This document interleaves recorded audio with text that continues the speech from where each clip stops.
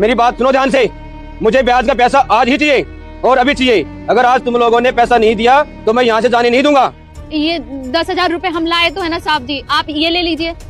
हाँ साहब जी, हमको जाने दीजिए और ये ब्याज के 10,000 रुपए ले लीजिए। मुझे 15,000 चाहिए। मैं 10,000 का क्या करूंगा? पापा वो मम्मी बुला रही है, आप मेरे को थोड़ा ना, मैं देख लेता हूँ क्या हिसाब है इनका। ठीक है, इनको पैसे लिए बिना जाने नहीं देना है। ठीक है।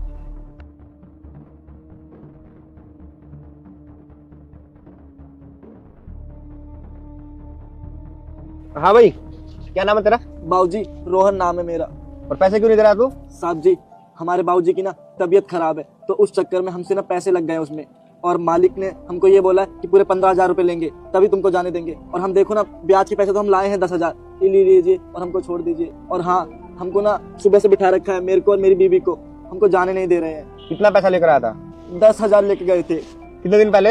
हो गए 6-7 महीने। तो ब्याज के साथ तो तुम्हारे सही 15,000 रुपए बन रहे हैं। पापा सही बोल रहे थे, अब देने तो पड़ेंगे ना 15,000 रुपए। और तुम हमारे यहाँ काम क्यों नहीं करते? पापा पैसे लेते तुम्हें?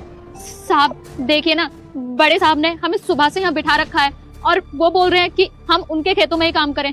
आप बताइए ना, हम जिन साहब के खेतों में काम करते हैं, अगर वहाँ काम नहीं करेंगे तो आप लोगों के पैसे और अपने बाबूजी की दवाइयाँ कहाँ से करवाएंगे? वो का है ना, हम मुझे इग्नोर मत करो, मैं मां काली तुम्हारी सारी इच्छा पूरी करूंगी। जल्दी से वीडियो को लाइक और चैनल को सब्सक्राइब। हमारे बाबूजी ने उस साहब को जुबान दे रखी है कि उनके सभी बच्चा लोग ना उनके खेतों में ही काम करेंगे और कहीं नहीं। देखिए छोटे मालिक, वो क्या कहते हैं, हमारे पिताजी ने ना रामफल सेठ को जबान दे रखी है, तुम अपने पिता की बात कैसे टाल सकते हैं? और हमको बड़े मालिक कहते हैं कि हमारे खेत में काम करो वरना हमारा ब्याज का पैसा दो।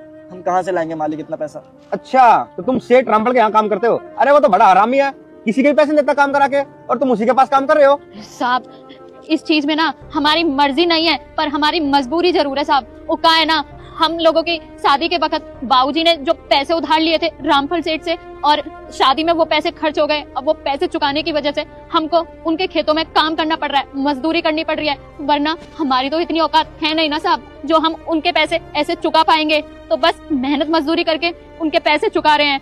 और हाँ साहब, दूसरी बात तो ये है ना कि हमारे बाबूजी की जुबान है, और हम गरीबों के पास तो हमारी जुबान से बढ़कर और तो कोई चीज नहीं होती है ना साहब। हाँ मालिक, हम गरीब जरूर हैं पर अपने जुबान के बहुत पक्के हैं। अब हमने जुबान वहाँ दे दिया है रामफल सेठ के यहाँ पे, और हमारा काम वहाँ खत्म हो जाएगा तो हम आपके पास आ जाएंगे काम करने। अरे तू एक बात बता, तू पैसे हमसे ले रहा है और काम कहीं और कर रहा है, हम पैसे कम क्यों करेंगे भाई?